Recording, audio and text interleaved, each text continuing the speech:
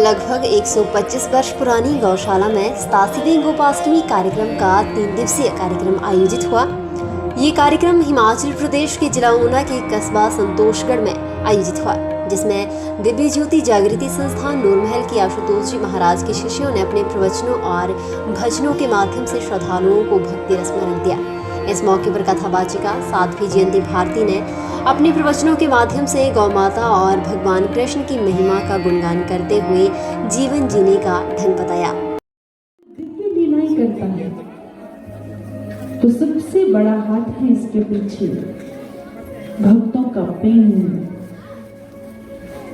भक्तों के प्रेम के वशीभूत ही तो जो अनंत असीम ब्रह्म है वो छोटा स्वरूप बनाकर माँ की गोद में आकर सिमट जाते हैं। नन्हे से बाल स्वरूप में अनंत लीलाएं करते हैं। जो सृष्टि के नियंता है, जो सबके परम पिता है, वो बालक बनकर आते हैं। कहते हैं भगवान श्री कृष्ण यूं तो गोकुल धाम में अनंत लीलाएं किया करते, और एक उनकी लीला माखन चोर। आए दिन गोकुल गांव में कोई ना कोई कहीं ना कहीं गोपी के घर में धावा भूलकर उसके माखन को चुरा लेते तो गोपियां बड़ी परेशान माँ को आकर शिकायत करती। माँ रोज की शिकायतें सुन सुनकर परेशान हो गई। एक दिन मैया ने निर्णय लिया कि मैं कन्हई को घर से बाहर नहीं जाने दूंगी। ये बाहर नहीं जाएगा, कहीं से अपनी मंडली के साथ माखन नहीं चुराएगा और इसकी शिकायत आएगी ही नहीं। अब किस माँ को अपने बच्चे की शिकायत सुनना पसंद होगा।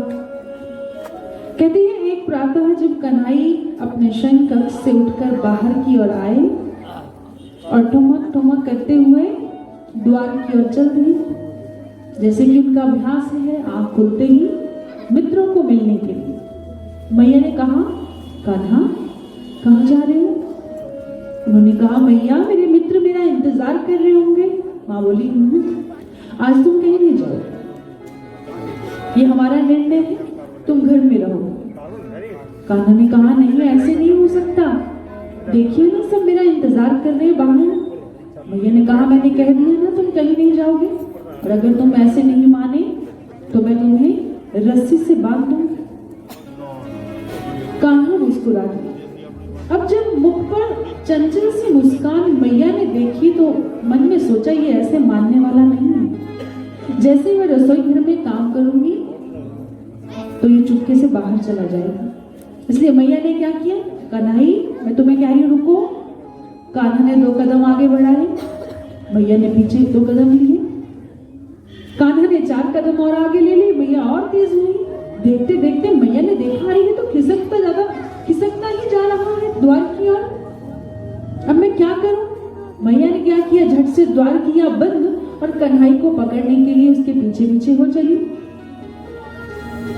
अब जैसे कन्हई के पीछे पीछे दौड़ रही है तो कान्हा कभी कुएं के आसपास घूम रहे हैं, कभी रसोई घर में दौड़ जाते हैं ठुमक ठुमक करते, और मैया पीछे पीछे उन्हें पकड़ने के लिए। और इधर करते करते जैसे ही कान्हा की कलाई हाथ में आई तो मैया ने उसको कस के पकड़ लिया, और उनकी दृष्टि पूरे आंगन में इधर उधर दौड़ रही है। जानते हो क्या ढूंढ रही थी? एक रस्सी जिससे मैं कान्हा को बांध सकूं। अचानक आंगन में पड़ी एक रस्सी मिली, मैया ने झट से उठाई और उसकी कान्हा को बांधने के लिए जैसे ही लपेटी, अरे ये क्या, रस्सी छोटी पड़ गई। अब जैसे रस्सी छोटी पड़ी तो मैया ने कहा, अरे तुम तोम फुलाकर क्यों खड़े हो, देखो ना रस्सी छोटी पड़ गई। कान्हा मुस्कुरा दी, अरे मैया हमने तो कुछ नहीं किया, आप हमें बांध नहीं पा रही। माँ ने कहा, ठहरो मैं अभी और देखती हूँ। अब रसोई घर में देखा तो एक रस्सी मिली, मैया ने झट से लपेटने की कोशिश की। अरे ये क्या, घर में 2, 4, 20 जितनी भी रस्सियां थी, माँ ने सबके साथ कान्हा को बांधने की कोशिश की, लेकिन कान्हा बंध नहीं रहे, मुस्कुराए जा रहे। कहते इस अद्भुत लीला को नारद जी ने देखा तो आनंदित हो उठे। अरे वाह, श्री हरि से कहने लगे, प्रभु बड़े जादूगर हो, आज मैया आपको बांधना चाहती है, लेकिन कैसा जादू चला रही हो कि मैया के हाथों से बंध नहीं रहे हो। कान्हा जी ने कहा, अरे जादूगर हम नहीं हैं, जादू तो हमारी माँ के हाथ में है, देखा नहीं?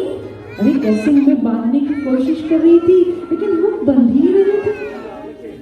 उन्होंने कहा, अरे श्रीहरि ये कैसा कौतुक है, माँ बांधना चाहती है लेकिन आप बंध नहीं रहे हो, कारण क्या है? उन्होंने कहा, देखा नहीं तुमने नारद जी, उनके हाथों में जो रस्सी है वो 2 अंगुल छोटी पड़ गई। अब जैसे इस बात को नारद जी ने सुना, उन्होंने कहा, हाँ ये दृश्य तो हमने देख लिया श्रीहरि, लेकिन कारण समझ में नहीं आया। तो जानते हो भगवान ने क्या कहा? अरे नारद जी कैसे समझोगे?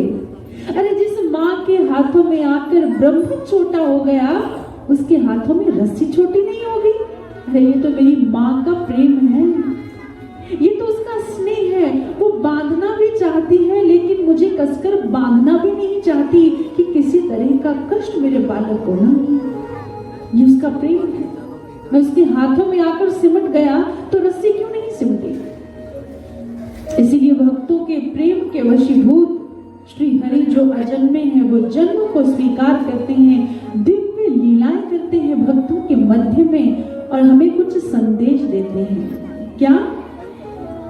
मैं तो केवल प्रेम के वशीभूत हूं। प्रेम ही जीवन का सार है। अगर भक्त मुझे प्रेम से पुकारता है तो मैं अवश्य आता हूँ, उसकी एक पुकार पर दौड़ा चला आता हूँ, उसके अत्यंत निकट होता हूँ। मुझे भक्त से कुछ नहीं चाहिए, भावना का भूखा हूँ मैं, भाव एक सार है। केवल मात्र मुझे भक्त के भाव चाहिए, उसका हृदय समर्पित हृदय चाहिए। और कहते हैं जो अपना समर्पण प्रभु के श्री चरणों में कर देते हैं, ऐसे भक्तों को अपने शीश पर मुकुटमणि की तरह धारण कर लेते हैं प्रभु। क्योंकि प्रभु का उद्घोष है, मैं तो हूं भक्तन का दास, भक्त मेरी मुकुटमणि। ऐसे भक्त जो अपने हृदय को मेरे श्री चरणों में समर्पित कर देते हैं, स्व की हस्ती को मेरे श्री चरणों में मिटा देते हैं, वो मेरे शीश पर सुशोभित होने वाले मुकुट की मुकुटमणि हुआ करते हैं। और जिसने भी स्व को समर्पित किया, चाहे वो जड़ हो या चेतन, भगवान ने अपना सामीप्य, अपना सानिध्य उन्हें प्रदान किया। और ऐसा ही सामीप्य मिला था प्रभु का बांसुरी को। हम भगवान श्री कृष्ण को क्या कहते हैं? बांसुरी वाला, मुरलीधर कृष्ण। कहते हैं जब हाथों में बांसुरी को उठाकर अधरों से लगाते और अपनी श्वास फूंकते, तो वो जड़ बांसुरी भी मानो रस भीनी हो जाया करती, उसके भीतर से कैसी ध्वनि उठती। वो भगवान के हाथों में समर्पित थी। भगवान उस यंत्र को जैसे बजाना चाहते थे वैसे ध्वनि प्रस्फुटित होती, लेकिन जो धुन निकलती थी वो सीधे जाकर भक्तों के हृदय को छू लेती, मानो उनका चित्त चुरा लिया करती थी। और गोकुल भूमि पर जब बांसुरियां बजती, घनश्याम की बांसुरी सुनकर गोपियां मंत्र मुग्ध हो जाया करती थी। समस्त भक्तगण अपनी सुधा को भुला बैठते थे। और ऐसी बांसुरी की महिमा का गुणगान भक्तों ने कैसे किया, आइए श्रवण करते हैं। ऊना से न्यूज़ सुपर भारत के लिए राजेंद्र चंबा की रिपोर्ट। और बड़ी खबरों के लिए बने रहे न्यूज़ सुपर भारत के साथ।